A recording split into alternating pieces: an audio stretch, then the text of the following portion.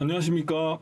저는 루터대학교 디아코니아 교양대학에서 근무하고 있는 정근하라고 합니다. 반갑습니다.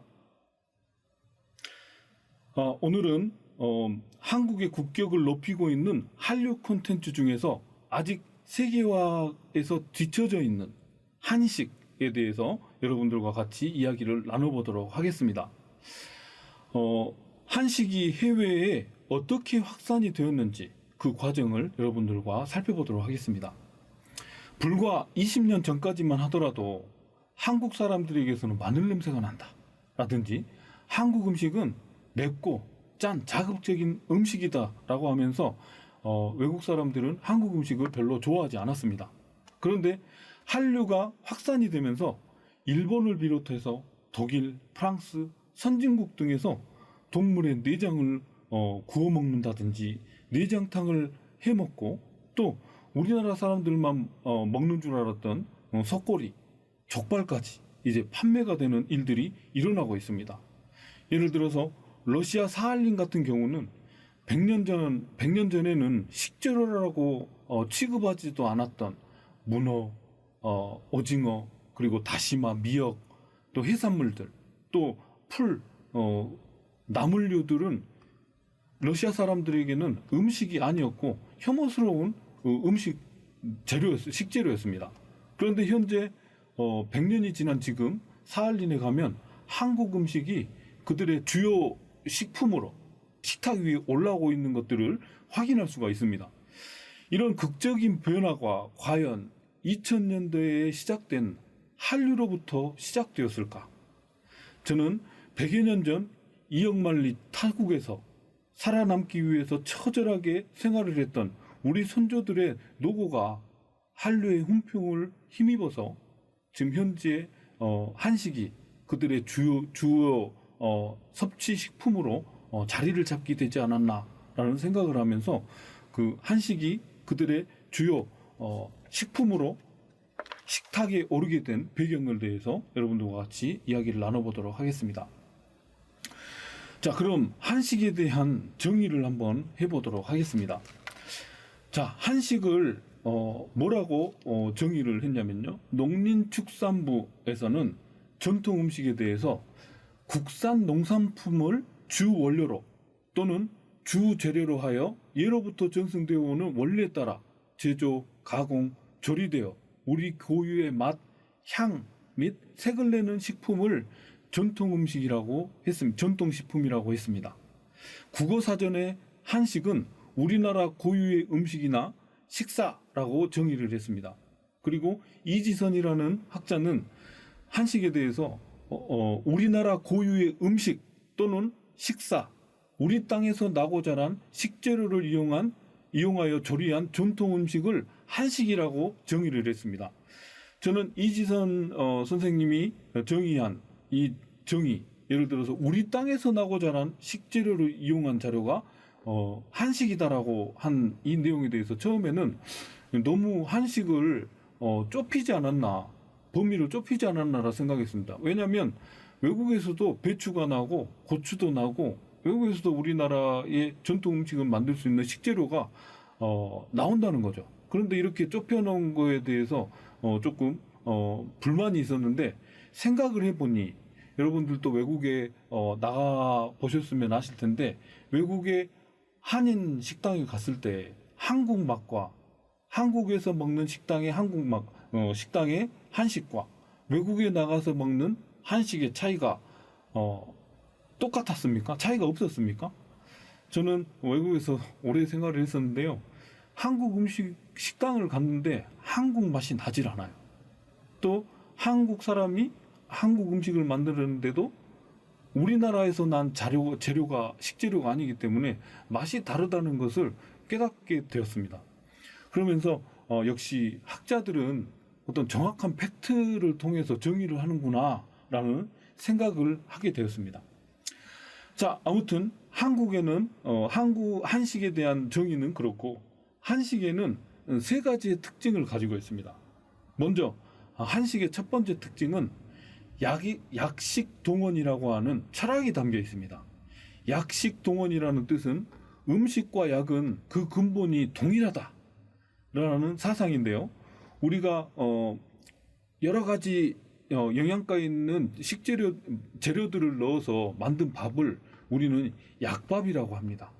또 그리고 한국의 과자를 약과라고 합니다.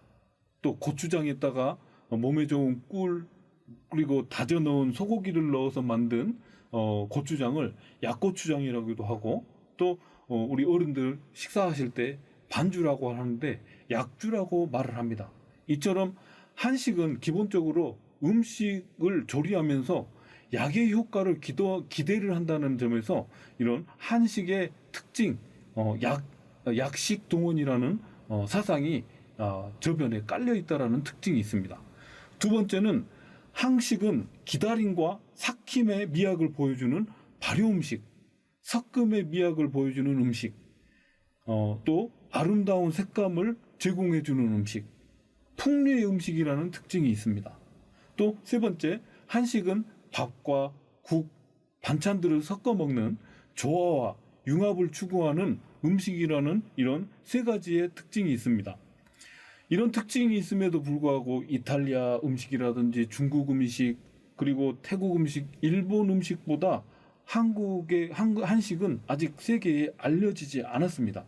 그런데 요즘 들어서 한식이 유행을 하고 있는데 그 한식의 전파되게 된 배경에 대해서 여러분들과 같이 생각을 해보도록 하겠습니다.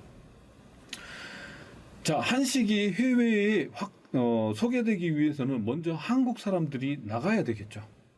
한국 사람들이 처음으로 나간 시기부터 현재 이르기까지 저는 한식이 전파된 시기를 5가지로 구분을 했습니다.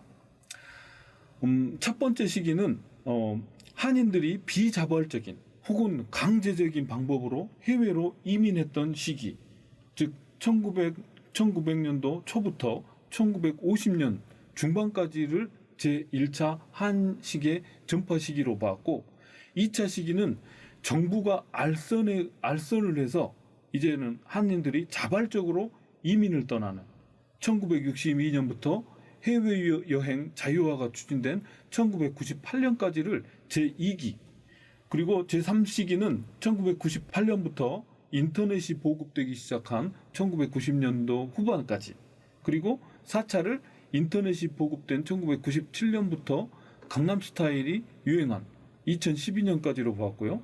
그리고 제5차를 2012년부터 현재로 나눠봤습니다. 자, 먼저 제1차 한인 이민은 일본이 조선의 주권을 강제로 강점하고 조선인들의 삶을 강압적인 방법을 동원해서 빼앗아 해외로 진출했던 시기라고 생각합니다. 이 시기의 이민은 이민자 자신의 의지라기보다도 강압적인 방법, 어쩔 수 없는 상황이기 때문에 선택한 해외 진출의 시기입니다. 제1차 한인 이민의 대부분들은 집단으로 이동을 했고 한인들이 집락을 이루면서 생활했습니다. 특히 기독교의 역할이 간과할 수 없는데요. 유동식 선생님은 중국 사람들이 3명이 모이면 음식점을 만들고, 일본 사람 3명이 만들면 기업을 만들고, 한국 사람들 3명이 모이면 교회를 세운다는 말을 한 것처럼 한인들의 중심에는 교회가 있었고 한인들은 교회를 중심으로 생활을 했습니다. 교회는 문맹인 한인들을 위해서 교육을 실시를 했고 모든 대소사를 상담을 해주었습니다. 한인들의 정체성을 잃지 않게 하기 위해서 때마다 한식을 같이 만들어서 나눠 먹었고 여러 가지 차별들을 이야기하고 서로 위로해주는 민족 공동체였습니다. 자, 1차 이민자들은 나라를 잃고 해외로 이주했기 때문에 그곳에서 정착할 수밖에 없었습니다. 빈손으로 현지에 도착한 한인들은 현지인들의 동정을 받으면서 생활했고 그곳에서 정착하기 위해서 억척같이 생활했습니다. 먼저 저는 카자흐스탄과 러시아 사할린에서의 한인들의 생활을 한번 여러분들에게 들려드리도록 하겠습니다. 카자흐스탄에 강제 이주된 고려인들, 조선인들은 카자흐스탄 사람들이 대단히 우호적으로 대해줬습니다. 그 이유는 한인들이 중앙아시아 땅으로 정복자로 온 것이 아니라 강제 이주를 당한 어간민족으로 온 것이 영향을 미쳤습니다. 이런 사실은 토착민들 사이에서 동정심을 유발하게 되었고, 또 이주 초기부터 이런 사람들을 카자흐스탄들이 되게 동정하고 동정을 해줬고 또 도와주었습니다. 또 카자흐스탄에 이주한 한인들은 이미 국가 주권을 빼앗겼기 때문에 조선으로 돌아갈 수도 없었습니다. 그렇기 때문에 대단히 열심히 생활을 했고 그곳에서 뿌리를 내려야 되겠다라는 생각으로 생활을 했습니다. 카자흐스탄에 도착한 여러 민족들 중에 오직 조선인들만 카자흐스탄에 뿌리박고 살아야 되겠다라는 생각을 한 민족은 조선 사람들밖에 없었습니다. 그리고 빈손으로 갔습니다. 땅을 맨손으로 일궜습니다.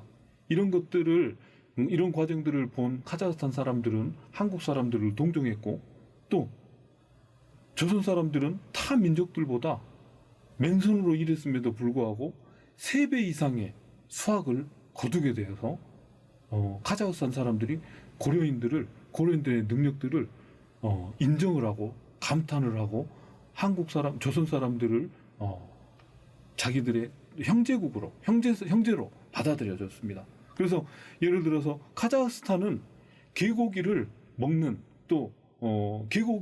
문화가 조선 사람들을 통해서 전해지게 됩니다. 그래서 카자흐스탄은 개고기를 현재 먹고 있는 그런 일들이 벌어지고 있고요.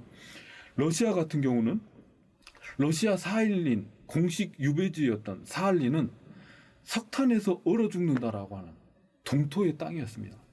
강제징용으로 사할린으로 끌려간 한인들에게 사할린은 먹을 것이 지천에 널려 있는 곳이었습니다. 바다에 가면 온갖 조개, 문어, 낙지, 오징어를 비롯해서 다시마, 미역이 둥둥 떠다니고 있었고, 산에 가면 고사리, 머위 등 나물류들이 산천에 널려 있었습니다. 그런데 소련 사람들은 굶고 지내고 있었습니다. 대단히 의아했죠.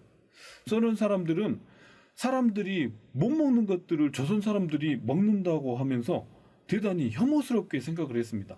그런데 매년 나무를 따러 갔다가 곰에게 공격을 받아 죽기도 하고, 또 혹독한 추위를 무릅쓰고 바다에 들어가서 다시마와 미역을 따오는 조선인들을 보면서 러시아 사람들이 얼마나 맛있는 음식이기에 저 목숨을 걸고 따오는가 하면서 한국 사람들의 음식을 처음으로 경험을 하게 됩니다. 여러분들 캐리비안의 해적이라는 곳을 곧 영화를 보셨을 텐데, 거기 해적의 얼굴을 보면 오징어입니다. 오징어 문어 모습을 하고 있어요. 거기에는 오징어라든가 문어를 서양 사람들이 되게 혐오를 하고 무서워합니다. 냄새 때문에 그렇고 바다에서 나는 이런 냄새에 대해서 되게 민감하게 싫어하는 그런 일들이 그런 이미지를 갖고 있었는데, 그런 혐오스러운 음식들을 한국 사람들이 먹는 것을 보면서 되게 혐오스러운 민족이다라고 생각을 했는데, 이 배고픔이라는 굶주림이라는 이 감성을 한국 사람들의 음식을 통해서 이 비린내 나고 혐오스러운 음식이 한식이라는 조리법을 통해서 극복이 됩니다. 극복이 돼서 지금 현재는 러시아 사할린의 식탁에 된장국, 미역국, 김치, 심지어 젓갈까지 지금 러시아 사할린의 식탁에 올라오고 있습니다. 자, 배고픈 1차 한인 이민자들은 현지인들이 혐오하는 식재료를 이용한 한식을 만들어 배고픔을 해결하여 현지인들의 비호감을 샀지만, 근면 성실하게 생활하며 현지인들에게 인정을 받은 사람들이 이런 조선인들이었습니다. 그리고 2차 한인 이민은 1962년부터 1988년까지인데요. 현대적 이민이 시작되었다라고 생각이 됩니다. 이때 이민은 국가가 직접 알선을 하고 개인이 자발적으로 이민을 신청하여 단체로 이민한 시기입니다. 이 당시 한인들은 독일, 캐나다, 미국, 멕시코, 아르헨티나, 브라질 등으로 이민을 하게 됐고, 이때 당시 일제강점기와 한국 전쟁의 참상을 막 겪은 한국은 당시 1인당 국민 총생산액이 65달러에 불과한 세계 최빈국이었습니다. 해외로 이주한 한인 이주자들은 한국인으로서의 정체성을 유지하기보다는 하루빨리 현지에 적응하고 정착을 하려는데 모든 노력을 다했습니다. 멕시코, 브라질, 아르헨티나 등 남미에 진출한 이민자들은 농업으로 종사하는 것이 아니고 도시로 올라와서 의류 제봉업에 종사를 하게 되고, 그곳에서 의류 봉제업을 장악을 하는 일들이 벌어집니다. 또 일본과 캐나다에 진출한 이민자들은 번 돈을 모두 한국으로 보내는 등 국가 발전에 큰 역할을 하긴 했으나, 한국인이라는 자긍심보다는 그 지역에 정착을 하고 있고, 또 같은 민족을 만나 결혼을 하고 그곳에 정착을 했습니다. 이 당시에 한인 이민자들은 한국 문화 전파는 대단히 국지적이고 제한적이었는데, 왜냐하면 당시까지 한국은 세계에 알려지지 않은 약소국이었고, 특히 한인 이민자들 스스로도 조국에 대한 자긍심을 가지고 있지 않았기 때문입니다. 해외에 이주한 한인 이민자들은 스스로 한국인으로서의 정체성을 유지하기보다는 하루빨리 현지에 자리 잡는 것이 이들의 목표였던 것이었습니다. 또 제3차 한인 이민은 1998년 서울올림픽을 계기로 해서 해외 유학 자율학 조치가 발표가 됐고, 1989년부터 해외여행 자유화가 실시가 됐습니다. 이때부터는 개인 스스로, 단체가 아니고 개인 스스로 자유롭게 이민을 할 수 있게 되었습니다. 그런데 이때 이 당시의 이민 또한 가족과 친척들이 살고 있는 한인촌으로 이민하는 연쇄 이민이 일반적이었는데, 한인들이 모여있는 지역으로 갔고 그 지역 한인교회에 출석하면서 여러 정보들을 얻었고, 타국에서의 정신적, 심리적인 안정을 선배 이민자들을 통해서 얻을 수가 있었습니다. 제3차 한인 이민자들 또한 한국인으로서의 자긍심을 갖지 못했습니다. 한국은 아직도 세계에 알려지지 않은 약소국이었고, 정치적으로, 경제적으로 불안정한 곳이었기 때문에 해외에서 정착하려고 하는 사람들이 대단히 많았습니다. 그런데 미국이라든지 외국에 진출한 우리 3차 이민자들은 뛰어난 상수를 가지고 있었고요. 또 2세 자녀들에게 철저하게 교육을 시킵니다. 그래서 현지의 주류 사회에 진출하기 위해서 처절한 노력을 하게 됩니다. 아르헨티나라든가 멕시코, 미국, LA 등지에서 생활한 한인들은 봉제 의료에서 일을 했는데 여기서 엄청난 성공을 이루게 됩니다. 이런 1차부터 3차 이민 세대까지 제외 동포들의 근면 성실, 열정적인 삶의 태도는 이민자들에게만 나타난 것이 아니고 우리나라 한강의 기적을 이룬 국내에서도 근면 성실함, 열정적으로 사는 삶의 태도가 연결이 되어 있습니다.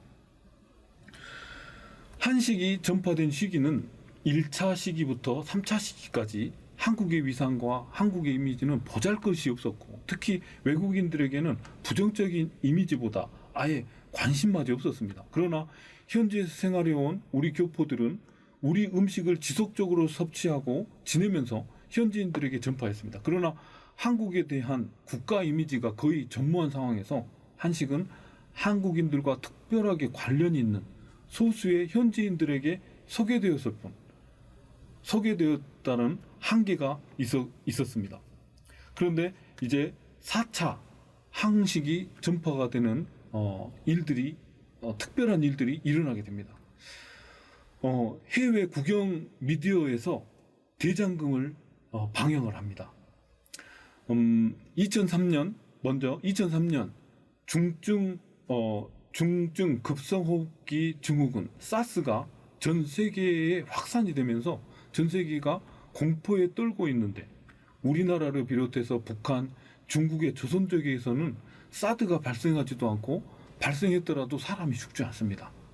이걸 본 해외 외신들이 특히 영국 파이낸셜 타임즈는 농촌진흥청의 말을 빌려서 김치에 다량으로 들어가 있는 마늘 덕분에 한국인들이 사스에 감염되지 않는다라고 주장을 했고 이를 계기로 해서 김치 판매량이 세계적으로 폭증을 하게 됩니다.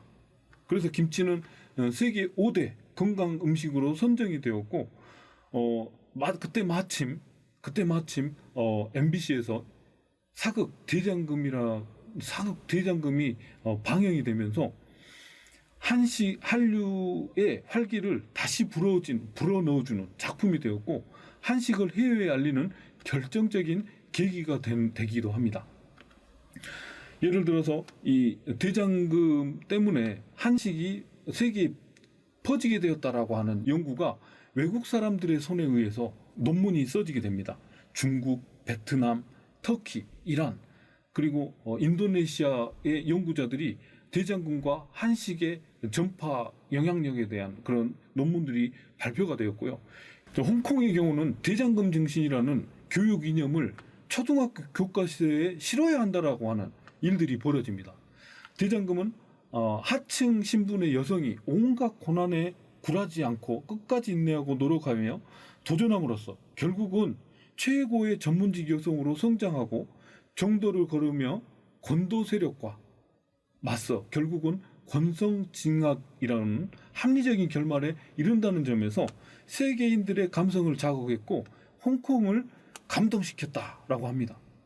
대장금과 당금 신화에서 나오는 웅녀가 쑥과 마늘을 먹으면서 실험과 역경을 겪는 모습과 한인의 모습, 대장금의 모습은 결코 동떨어져 있지 않고 우리 민족의 고유의 정서와 맞닿아 있습니다. 현지 생활에 적응하고 자리 잡기 위해서 그리고 자녀들을 주류 사회로 진출시키기 위해 온갖 어려움을 참고 견뎌온 한인 이민자들은 결국 현지의 한인 사회를 만들어냈고 조국은 한국 전쟁 이후 50년 만에 기적과 같은 경제 성장을 이뤄냈습니다. 그리고 1998년 IMF 금융위기도 불과 3년 만에 국가 채무를 모두 상환해버리는 일들이 일어납니다. 이런 것처럼 제1차 이민 세대부터 제3차 이민 세대까지 한인 이민자들은 소수의 현지인 이웃들에게 한국의 근면과 성실함을 실천하면서 한국 문화를 국지적, 지역적으로 소개를 했지만 이 대장금이 국영방송을 통해서 전해지면서 이민자들이 왜 저렇게 열심히 살았는가라고 하는 이 배경을 이해하는 일들이 벌어지게 되었습니다. 그리고 5차 이제 한식이 5차로 세계에 퍼지는 일들이 벌어지는데요. 이거는 SNS와 넷플릭스라고 말하는 OTT 서비스가 한식을 소개하게 됩니다. K-팝 아이돌을 비롯한 한류 스타들이 자신의 일상을 SNS, 유튜브를 통해서 공개하면서 한국 문화와 한국 음식에 관한 관심이 증폭이 됩니다. 특히 BTS 멤버 중에 지민이라는 아이돌이 매운 불닭볶음면을 시식하는 장면을 공개를 합니다. 진지한 이미지의 한식에 재미가 곁들여지는 순간이었습니다. 세계의 젊은층들이 전층의 감성을 자극하는 일들이 벌어졌습니다. 세계 한류 팬들은 K-팝 아이돌들의 행동을 그대로 따라하는 커버 동영상을 재생산, 업데이트하였고 한식이 세계 젊은이들에게 퍼지기 시작했습니다. 해외 팬들도 아이돌들처럼 불닭볶음면을 먹는 도전 동영상을 만들어 올리기 시작했고요. 이 불닭볶음면이 2012년 처음 출시했고 2019년도에는 20억 개, 2021년에는 30억 개가 팔리는 일들이 일어났는데 이 숫자는 세계 10명 중에 4명이 불닭볶음면을 먹었다라고 하는 수치에 해당이 됩니다. 이 K-팝 아이돌의 동영상 공개로 한식에는 이제 건강과 재미가 가미되기 시작합니다. 그리고 넷플릭스를 통해 송출되는 한류 드라마를 통해서 또다시 한국 문화와 한식이 전 세계로 전파, 확대되었습니다. 이런 건강한 한식이 이제는 세계 사람들의 트렌드에 부합한 감정 코드를 자극하는 그런 시대의 트렌드에 부합한 식품이 되었습니다. 이보다 먼저 해외에 오랜 기간 동안 차별과 무시, 투명인간 취급을 받으면서 묵묵히 한국 문화를 지켜온 우리 선조들의 한국 사람, 한국인으로서의 정체성을 잃지 않고 생활했던 우리 이민 선조들의 노력들이 지금 한류의 붐의 밑바탕이 되어 있지 않았는가라는 생각을 해봅니다. 오늘은 한류의 한식이 어떻게 세계에 확산되었는지에 대한 이야기를 여러분들과 나눠봤습니다. 좋은 시간이 되었기를 기대하면서 오늘 강의를 마치도록 하겠습니다. 감사합니다.